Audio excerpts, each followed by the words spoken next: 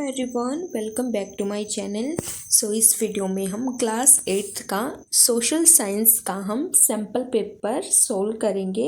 60 marks का ये total है और 2.5 घंटे का आपके पास टाइम रहने वाला है। न्यू पैटर्न बेस्ड है तो बहुत हेल्पफुल होगा आपके लिए। जल्दी जल्दी इसको पूरा सोल्व करते हैं। जनरल इंस्ट्रक्शन आप खुद ही रीड कर लेना इनको, कैसे ये डिवाइड है सेक्शंस में। फर्स्ट सेक्शन से हम देखते हैं। सेक्शन ए से स्टार्ट करते हैं। Question number 1, when was Awadh annexed bye the Britishers. अंग्रेजों के द्वारा अवध का विलय कब किया गया था? कब किया गया था ये? 1856 में। डी क्या हो जाएगा इसका? राइट आंसर हो जाएगा। सेकंड देखते हैं। Who was the governor general of India इन 1857? 1857 में भारत का गवर्नर जनरल कौन था? 1857 में कौन था? लॉर्ड कैनिंग क्या थे? गवर्नर जनरल थे 1857 में भारत के। तो ए इसका राइट आंसर हो जाएगा। थर्ड क्वेश्चन देखते हैं। ये एमसीक्यू बेस्ड आपके। 1857 में झांसी में विद्रोह का नेतृत्व किसने किया था? हु लेड द रेबेलियन इन झांसी इन 1857? ये भी 1857 की बात हो रही है। इसके गवर्नर जनरल कौन थे? Lord Canning. और इसी में झांसी में किसने विद्रोह किया था? अब झांसी का नाम सुनते ही आपके मन में क्या आता है? रानी लक्ष्मीबाई का नाम आता है। तो उन्होंने क्या किया था? विद्रोह किया था। आंसर क्या हो जाएगा इसका? रानी लक्ष्मीबाई। सी इसका राइट आंसर हो जाएगा। नेक्स्ट क्वेश्चन देखते हैं। Fourth, thorny shrubs and scrubs mainly grow in, यानी कटीली झाड़ियाँ एवं गुल्म मुख्यतः कहाँ उगते हैं? तो अब जैसे कांटों वाली ये झाड़ियाँ, कटीली, ये थोर्नी श्रब्स होती हैं, ज़्यादातर ये कहाँ पर उगती हैं? जहाँ पर पानी की कमी होती है, यानी वर्षा कम होती है सूखे इलाके पर। तो इसका आंसर क्या हो जाएगा? Dry areas of low rainfall, यहाँ पर ये झाड़ियाँ उगती हैं। ये इसका राइट आंसर हो जाएगा। फिफ्थ क्वेश्चन है हमारा। विच of the following is considered a whittle cleanser of the environment? निम्नलिखित में से किसे पर्यावरण का एक महत्वपूर्ण शोधक समझा जाता है? किसे समझा जाता है? वल्चर को, एलिफेंट को, टाइगर को, डियर को? तो आपको पता होगा वल्चर क्या होता है, एक ऐसा बर्ड होता है, वो विटल क्लींजर बोला जाता है उसको इन्वायरमेंट का, यानी अपना पर्यावरण उसको साफ करता है, क्लीन करता है। तो क्या होगा? ए इसका राइट आंसर हो जाएगा।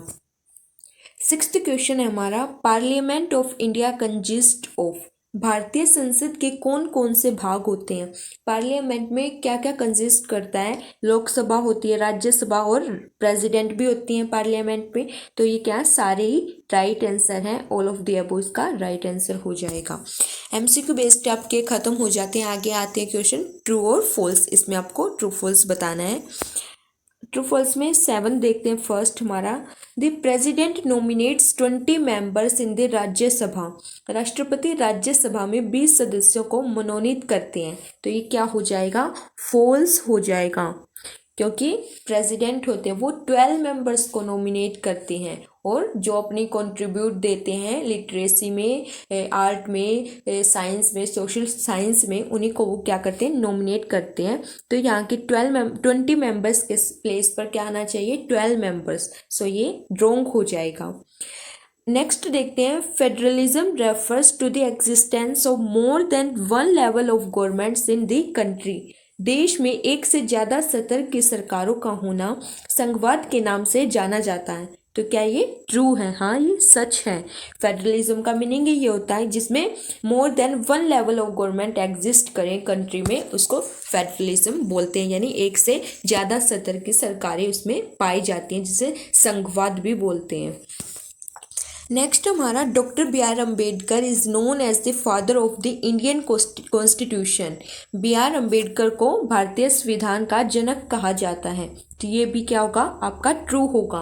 राइट है बिल्कुल। नेक्स्ट क्वेश्चन क्या हमारा? फिल इन द ब्लैंक्स है हमारे। 1 मार्क्स के सारे। सो फर्स्ट इसमें, the doctrine of lapse was implemented by. विलय नीति किसके द्वारा लागू किया गया था? इसको किसके द्वारा? लॉर्ड डलहौजी द्वारा इसको इम्प्लीमेंट किया गया था। तो किसके द्वारा? Lord LORD, lord Dalhousie, DALHOUZI SI, lord Dalhousie द्वारा इसको इम्प्लीमेंटेड किया गया था। Rani Chennamma was the ruler of, Rani Chennamma किस राज्य की शासक थी? रानी चेन्नम्मा का आपको पता होगा, चैप्टर रीड किया होगा तो आपने, किस राज्य की थी वो? कितूर राज्य की रूलर थी रानी चेन्नम्मा, KITTUR, कितूर राज्य की रूलर थी। नेक्स्ट देखते हैं, dash alliance was imposed on Mysore after the battle of Srirangapattam, Srirangapattam के युद्ध के बाद मैसूर के ऊपर कौन सी संधि थोप दी गई थी? तो हिंदी में कौन सी संधि? सहायक संधि थोपी गई थी, और इंग्लिश में क्या बोलते हैं उसको? सब्सिडरी, SUBSIDIARY, सब्सिडियरी ये लाइन्स थोपा गया था, इम्पोस्ट किया गया था मैसूर पर। नेक्स्ट है हमारा, the battle of Buxar was fort in the year, कौन से ईयर में बक्सर का युद्ध लड़ा गया था? 1764 में बैटल ऑफ बक्सर हुआ था, 1764 में। नेक्स्ट है हमारा, the battle of Plassey was fort in the year, Plassey का युद्ध कौन से वर्ष में लड़ा गया था? प्लासी का युद्ध कौन से ईयर में लड़ा गया था? 1757, इस ईयर में ये लड़ाई हुई थी। तो यहीं पर हमने 1 मार्क क्वेश्चन सारे सोल्व कर लिए। नेक्स्ट पार्ट आता है सेक्शन बी, जिसमें शॉर्ट टाइप क्वेश्चन है। देखते हैं, फर्स्ट क्वेश्चन देखते हैं इसमें, why does a country need a constitution, किसी देश को संविधान की आवश्यकता क्यों पड़ती है? और इसको चॉइस दे रखी है इसमें, right A short note on the separation of powers, ये दोनों ही देखेंगे, 3 मार्क्स के आपके आंसर देखते हैं इनके। आंसर देखते हैं इसका, we need a constitution for the following reasons. First reason है, a constitution has written laws accepted by people living together in a country, यानी एक ये रिटन कॉन्स्टिट्यूशन है, रिटन में आपको सारे फंडामेंटल रूल्स अवेलेबल हैं लोगों को। It generates trust and coordination between the government and the citizens, अब गवर्नमेंट और लोगों के बीच में क्या बनाता है? कोऑर्डिनेशन, यानी तालमेल स्थापित करता है, ट्रस्ट बिल्ड करता है उन दोनों के बीच में। It specifies the type of government for a country and how it should function, और क्या स्पेसिफाई करता है? कैसे गवर्नमेंट कॉन्स्टिट्यूट होनी चाहिए, कैसे रूल्स रेगुलेशंस बनने चाहिए। It lays down limits on the powers of the government, अब ये नहीं है कि अगर गवर्नमेंट को कोई रूल बनाना कुछ करना है तो वो बिल्कुल लाइबर है, बिल्कुल स्वतंत्र है, उसकी पावर्स पर भी कुछ लिमिट बिल्ड की जाती हैं ताकि वो मनमौजी ना बने और लोगों का ध्यान रखे। अगर वो कुछ जन्स के खिलाफ कुछ कार्य करती है तो उस पर लिमिट लगाई जाए। It lays down the rights and duties of the citizens, ये 3 मार्क्स का क्वेश्चन है। किस पर नोट लिखना है? Separation of powers. तो पावर्स का सेपरेशन कैसे किया गया? 3 पार्ट्स में किया गया है इसका। In order to prevent the misuse of power by the elected representative, the constitution advocate separation of powers, किस लिए? ताकि पावर का मिस यूज ना हो, इलेक्टेड जो रिप्रेजेंटेटिव होते हैं, इलेक्शन लड़ते हैं, वो इसका मिस यूज ना करें, कॉन्स्टिट्यूशन के हिसाब से इसका सारा फॉलो किया जाए। Each branch of the government has its powers fixed by the constitution, इसकी ब्रांच बनाई गई हैं जो कि फिक्स्ड की गई हैं, उनकी पावर्स कॉन्स्टिट्यूशन के हिसाब से सारी उनकी पावर्स रिटन में लिखी हुई हैं। The constitution ensures that a balance of power is maintained between the legislative, executive and judiciary. तो 3 ऑर्गन्स होते हैं गवर्नमेंट के। फर्स्ट होता है लेजिस्लेचर, यानी कि विधायिका। विधायिका में कौन आते हैं? राज्यसभा जैसे लोकसभा, ये क्या करते हैं? कानून बनाते हैं। एग्जीक्यूटिव क्या होता है? एग्जीक्यूटिव में आती है ये ब्यूरोक्रेसी आते हैं, यानी वो एग्जीक्यूट करते हैं, जो उस कानून को फॉलो कराते हैं, उस कानून का पालन कराते हैं। जुडिशरी कौन आता है? वो जो फॉलो नहीं करें, उसको कोई रूल्स रेगुलेशंस को फॉलो नहीं कर पाता है तो उसको दंड देने का कार्य कौन करता है? जुडिशरी करता है। जैसे कोई फॉलो नहीं करे तो ये एग्जीक्यूटिव वाले कहाँ लेके जाएंगे? उनको जुडिशरी में, अदालत में लेके जाएंगे। 3 ऑर्गन्स होते हैं और ऐसे इनकी पावर सेपरेट की जाती है। थर्ड क्वेश्चन है इसका, Indian parliament has an important role in controlling, guiding and informing the government. सरकार को नियंत्रित करने, मार्गदर्शन देने और जानकारी देने में भारतीय संसद की भूमिका महत्वपूर्ण है। टिप्पणी कीजिए। इसका आंसर देखते हैं। इंडियन पार्लियामेंट क्या है? मोस्ट इम्पोर्टेंट ऑर्गन है गवर्नमेंट का। Without parliament no administration of a country like India runs. यानी विदाउट पार्लियामेंट कोई भी शासन इंडिया जैसा नहीं चलेगा। Indian parliament works for the welfare of the people. It takes decision on the behalf of the people. यानी ये लोगों के भले के लिए ही काम करती है और लोगों के लिए ही काम करती है। जनता अपनी वोट से डेमोक्रेटिक कंट्री में अपना शासक चुनती है और उनके बिहाफ पर ही वर्क किया जाता है। और पार्लियामेंट भी बहुत इम्पोर्टेंट ऑर्गन होती है जहाँ पर उनके बारे में सोचा जाता है और उनको उनके रूल्स रेगुलेशंस फॉलो किए जाते हैं और उनके सारे फंडामेंटल राइट्स के अकॉर्डिंग उनको उनके अधिकार मिलते हैं। ओके, नेक्स्ट क्वेश्चन देखते हैं। फोर्थ दे रखा है, mention any 3 ways for the conservation of land resources. और में दे रखा है इसका, suggest any 3 ways to conserve water. कैसे हम लैंड रिसोर्सेज को कंजर्व कर सकते हैं, कैसे हम पानी को बचा सकते हैं। इनके 3 वेज लिखने हैं, 3 मार्क्स के ये। इनका आंसर देखते हैं। लैंड रिसोर्सेज को हम कैसे कंजर्व कर सकते हैं? फर्स्ट है क्रॉप रोटेशन, यानी फसल की अदला बदली से हम इसको कम कर सकते हैं। It involves growing different variety of crops on same geographical field over a period of climate period and replacing with other over period of time in same sequence। क्या होता है इसमें? हम different variety की crops एक ही field पर उगा सकते हैं, फिर उनको क्या पर्टिकुलर क्लाइमेट में उसको उगाते हैं और फिर उसको दूसरी फसल से रिप्लेस कर देते हैं। ये भी बहुत लाभदायक होता है, फॉर्मूला अच्छा होता है ये भी।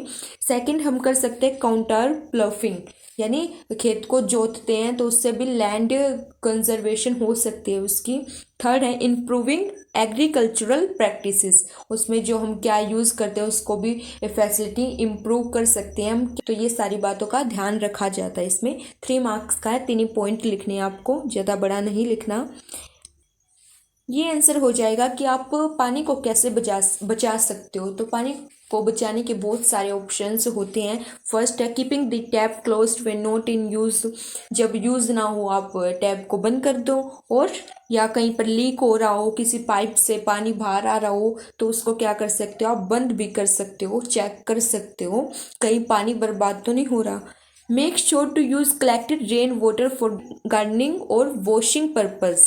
आप जो पानी बारिश का पानी आता है उसको आप श्योर कर सकते हो कि आप कहीं उसको सेव करके रख लो, किसी वॉशिंग पर्पज़ के लिए उसको यूज़ कर लो, तो वो भी हेल्पफुल होगा। Always have a measure of how many buckets of water is wasted in a day and try to reduce. आप मेज़र करो आप कितना बकेट पानी लेते हो और उसको कम करने का भी प्रयास करो, ज़्यादा वेस्ट ना करो। Do not run more water, ज़्यादा पानी मत बहाओ, ज़रूरत से ज़्यादा कपड़े धोने में, बर्तन धोने में उसका काम का यूज़ करो, अननेसेसरी ज़्यादा उसको मत बहाओ। तो ये सारे ऑप्शंस हो सकते हैं। 3 मार्क्स का, ज़्यादा बड़ा नहीं लिखना आपको, 3-4 पॉइंट इनफ होंगे इसके लिए। Right A short note on the wild life, वन्य जीवन पर एक नोट लिखिए। इसका आंसर देखते हैं। वाइल्ड लाइफ क्या होता है? जहाँ पर एनिमल्स, बर्ड्स, इंसेक्ट्स, बहुत सारी चीज़ें पाई जाती हैं। Animals, birds, insects as well as the aquatic life forms comprise the wild life. We get meat and leather from animals. Meat और लेदर कहाँ से मिलता है हमें? एनिमल्स से। हनी बीज प्रोवाइड अस विद हनी, मधुमक्खियाँ होती है वो क्या प्रोवाइड करती हैं? Honey. Insects are the major pollinators and does help not only the plants but also the human beings. Some animal play the role of scavengers and clean the dead remains of animals. All animals play important role in maintaining the balance in the ecosystem. तो क्या होता है wild life में सारे animals, birds, insects सारे मिलकर क्या करते हैं? इकोसिस्टम को मेंटेन रखते हैं, एक दूसरे से सारे डिपेंड रहते हैं किसी ना किसी चीज़ पर, और वे ह्यूमन बींग्स भी उन पर डिपेंड रहते हैं, वे बहुत सारी चीज़ें हमें प्रोवाइड करती हैं। तो वही क्या होता है? वाइल्ड लाइफ होता है। ये शॉर्ट नोट हो जाएगा उस पर, 3 मार्क्स का। ये सेक्शन सी में आते हैं 4 मार्क्स के क्वेश्चन आते हैं। इसमें चॉइस दे रखे हैं। फर्स्ट क्या इसमें, what were the important changes that were introduced by the British after the rebellion of 1857। 1857 की बगावत के बाद अंग्रेजों ने कौन कौन से प्रमुख बदलाव किए, वो चेंजेस हमने डिफाइन करने हैं। 4 मार्क्स का ये। और में दे रखा है इसका, what were the reasons for the rebellion of 1857। 1857 की बगावत के प्रमुख कारण कौन कौन से हैं। 7th है इसका, explain the role of the parliament of India in the selection of the national government. तो इन तीनों को इकट्ठा देखेंगे, 4 मार्क्स के हैं। चलो इनके आंसर देखते हैं। 1857 के रिबेलिएशन के बाद क्या चेंजेस आए वो देखते हैं। फर्स्ट पॉइंट है इसका, the powers of the East India Company were transferred to the British Crown in order to ensure a more responsible management of Indian affairs. East India Company की पावर्स ब्रिटिश क्राउन में transferred की गई, ये ensure करने के लिए ये more responsible management बनी। Second, the governor general of India was given the title of viceroy. Governor general of India, उसको क्या टाइटल दिया गया, वाइसराय का टाइटल दिया गया। ये क्या, एक पर्सनल रिप्रेजेंटेटिव होता है क्राउन का। The policy of doctrine of lapse was abolished. Abolished means समाप्त किया गया, इस पॉलिसी को समाप्त किया गया। It was allowed to pass on their kingdoms to their heirs.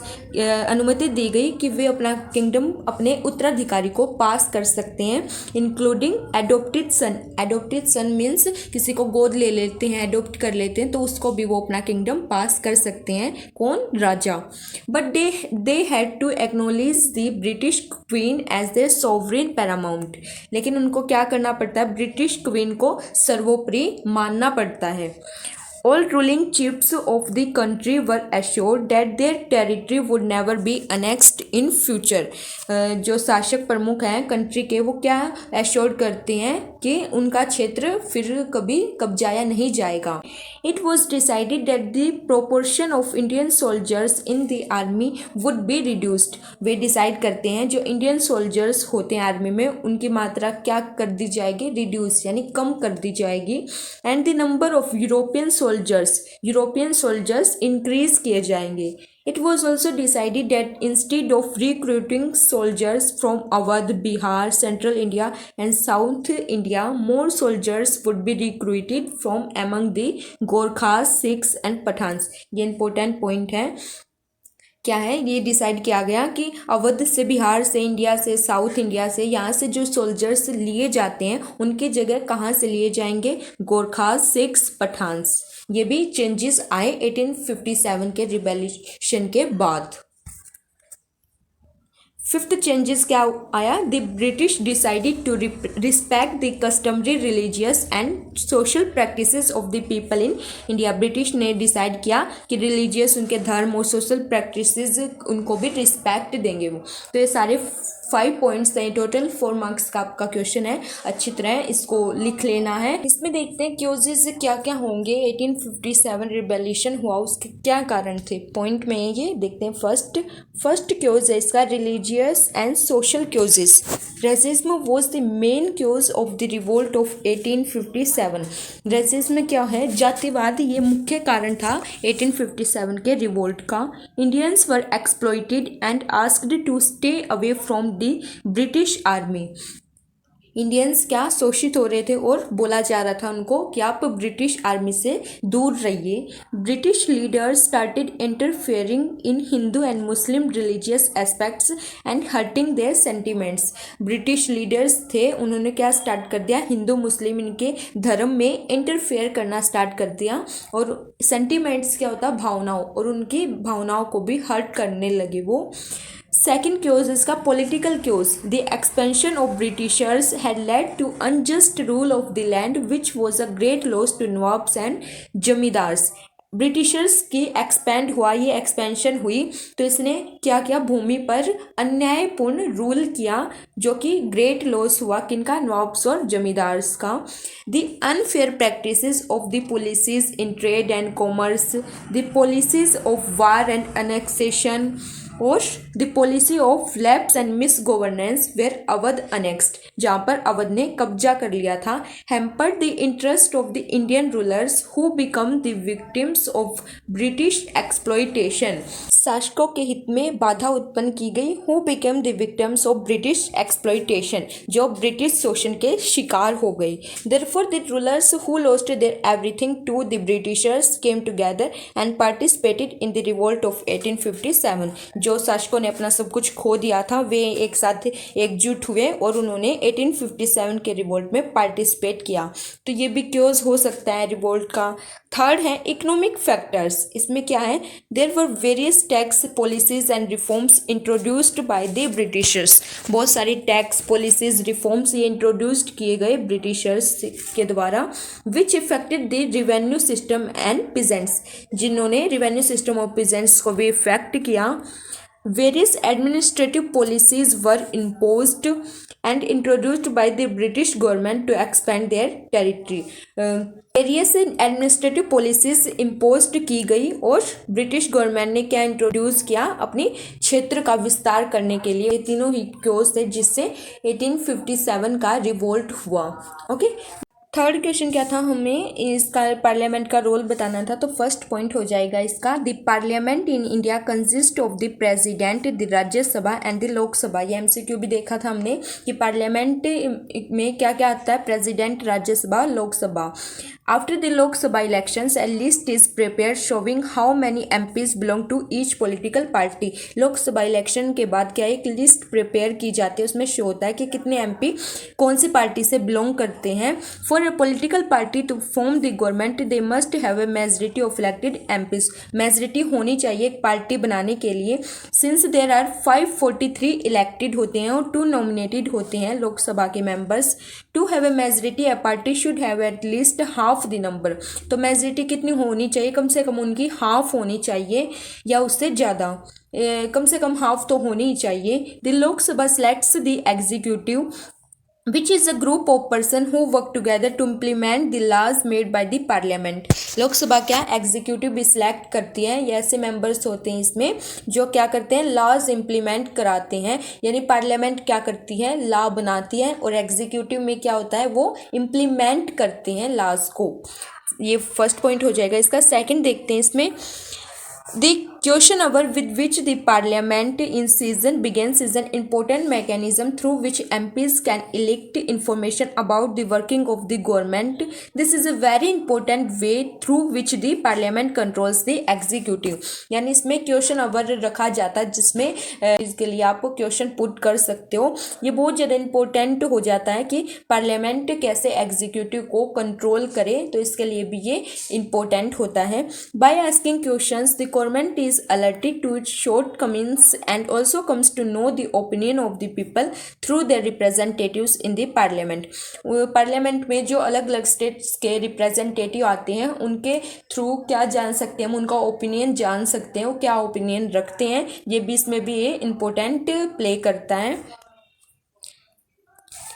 Third इसका law making, the parliament makes law for the entire country. तो लॉ कहाँ पर बनता, पार्लियामेंट में। तो ये लॉ बनाती है, कानून बनाती है, रूल्स रेगुलेशंस बनाती है, जो फिर एग्जीक्यूटिव्स को फॉलो कराते हैं, और जुडिशरी अगर कोई फॉलो ना करे तो उनको पनिशमेंट देते हैं। तो ये 3 मोस्ट इंपॉर्टेंट ऑर्गन्स होते हैं गवर्नमेंट के। अब आते हैं सेक्शन डी पर। ये आपको एक पैराग्राफ दे रखा, फिर उसके नीचे एमसीक्यू बेस्ड क्वेश्चन है, उनको देखते हैं।